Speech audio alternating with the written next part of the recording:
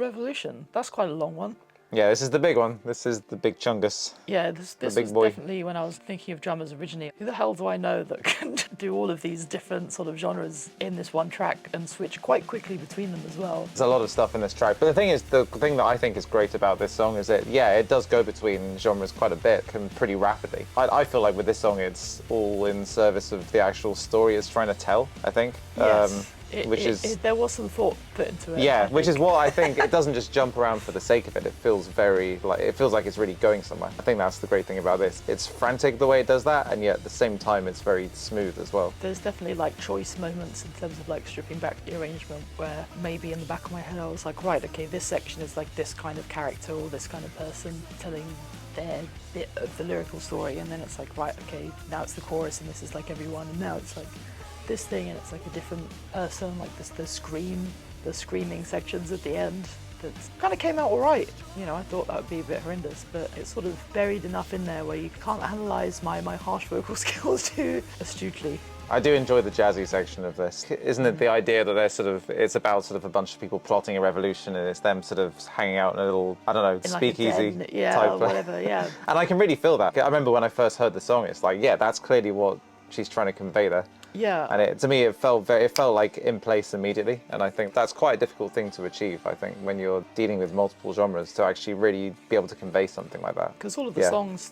do kind of link thematically, but in my brain, Takeoff to the End is kind of one movement. It's one continual story, even though it's not kind of the same song. Takeoff is kind of the idea of someone maybe choosing to jet away, and then at the last moment they go, actually no, you know what, I'm gonna stay behind, I'm gonna fight, I'm gonna fight for planet Earth, right? Fight the good fight. And then that protagonist from Takeoff gets involved in the revolution, and then so obviously it fades out into the armistice after the battle, and then have some features as kind of like a retrospective. There was a lot of me trying to make sure that there was some kind of cohesive story into it. You're basically just retelling Les Mis. Yeah. Is that what this is? Yeah, but just not in French. Just not in French. Maybe with more death. If that's even possible, honestly. It's quite a bloody musical. It is a very bloody musical. I remember when I was writing this, I just kind of kept throwing things at the wall until I thought, oh man, this track's getting a bit long now, and then I'll take some stuff out and try and condense some stuff and try to blend all these different sections together. I think it kind of just about works. The sort of main lick that goes through the whole song, like the do-do-do-do-do-do. That kind of like, yeah, that's a nice through line, I think. Yeah, it appears in the acoustic sections and the softer sections as well as the heavier sections. It's not completely jarring when you're moving through different things. Yeah. I'm a massive fan of the idea of the kind of progressive rock epic made famous in the 70s by Yes and Genesis and ELP, and obviously in more recent years by Neil Morse and Dream Theater and Haken. I've been always drawn to that idea of like a long, overly complicated song that on paper it kind of doesn't really make sense how it all fits together, but it eventually does. It's a fine balance of trying to work out what works and what doesn't, and not going too overboard and crazy. Some of those bands did in the 70s where they kind of lost cohesion. You know, I mean, The Lamb Lies Down on Broadway comes to mind, but it's a great record. That's my favorite Genesis album still. I'm a big defender of that album. It's a great record, but there's a lot on there. It's the same with like Relayer from Yes. Like, I love the album as well. It's a great album, but there's moments in it you're just like, what the fuck is going on right now?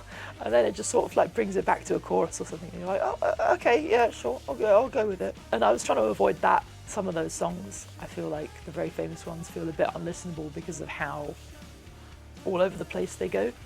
So I tried to like keep it a little bit tighter. So this song it's not even a bit unlistenable. No, I don't think so. It's not. It's actually very listenable. I would argue that it's quite a listenable Quite song. a listenable song. It's also got a bunch of like little references in it as well. Like there's a section that I was like, yeah, I want to do something that kind of sounds like Infected Mushroom, and see if anyone else like picks up on that. And then there's like a reference to playing that Rick Wakeman does all the time. This little sort of trill he does, and I was like, oh, I want to throw that in somewhere, so I'll do that. And then there's like the Funeral March, one of the melodies is based off of, which someone actually pointed out to me the other day and was like, is this bit based on that? And I was like, oh yeah, it is. I forgot I did that.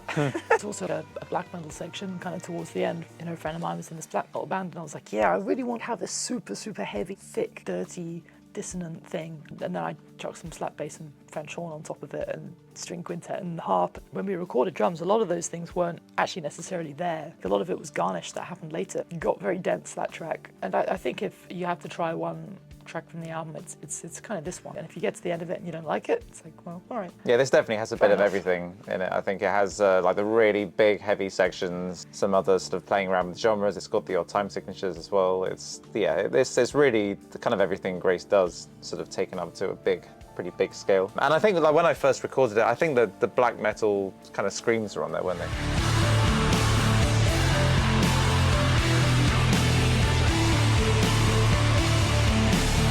Towards the end, Yeah, I some think. demo-y ones, yeah. Yeah. So I remember thinking there was that element of black metal as well, which is, I thought that was an interesting addition. You don't really hear that much in progressive rock music, at least as far as I know. It's not. I mean, Yeah, it depends maybe on there's more bands. stuff that you're into, but it's never been something that I've really been that exposed to with this kind of thing. It's a bit of a crazy track. I remember as well that bit at the end. I was like, oh, I really want this this kick drum, like the Yeah. throughout the whole thing, and that was out of your comfort zone at the time. At the time, yeah. I think I'm a little Yeah. bit more used to that kind of thing now, but yeah, at the time it was that was an interesting bit to record.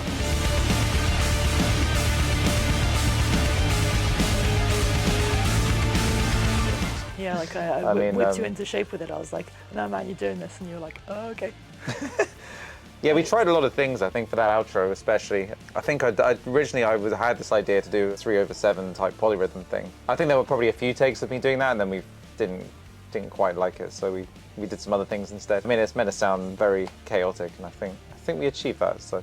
Yeah, no, absolutely. I mean, kudos to you for just sort of being like, yeah, no, I'll work it out. Sometimes if you go into a session and you think that something's going to work really well, and then that's not always going to be the case. So you really have to be able to think on your feet and really just try things out in the moment. You know, you have to go through kind of the Rolodex, so to speak, in the head. Hopefully there'll be something in there that works. Yeah, that's how I think of it. You just have to, it's like kind of undoing a Rubik's Cube, or doing a Rubik's Cube quickly. So it's that kind of mentality.